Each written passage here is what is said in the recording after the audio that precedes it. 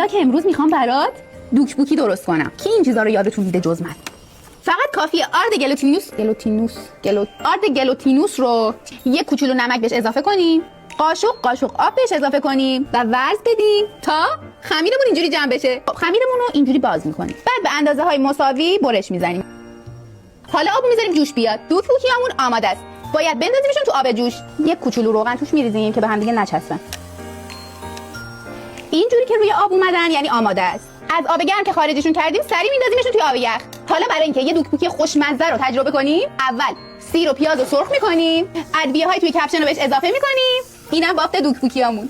پیازا که سبک شد دوک بوکی‌ها رو اضافه میکنیم. حالا نوبت سس سویا، سس تند، خامه و یک کوچولو ربه. یک کوچولو شیر یا آب اضافه میکنیم تا جا بیفتن با هم.